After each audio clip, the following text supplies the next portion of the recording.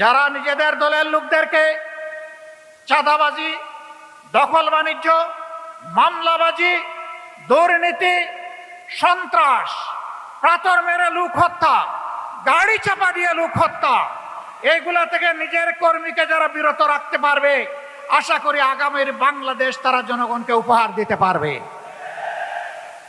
আর যারা এগুলা পারবে না, তারা যত রঙিন স্বপ্ন জাতিকে দেখাবেন, জাতি তাদের এই মতলব বুঝতে জাতির মোটেই কোনো অসুবিধা হবে না। প্রিয় ভাইয়েরা, আমি কারো সমালোচনার দিকে যেতে চাই না। কেন চাই না জানেন? আমি যখন ডান দিকে, বাম দিকে, সামনে, পিছনে চোখ মেলে তাকাই, তখন অন্তত ছোট্ট একটা জায়গাতে গিয়ে শান্তি পাই যে যারা ফ্যাসিবাদ কায়েম করেছিল এবং তাদের যারা মূল দূষর ছিল,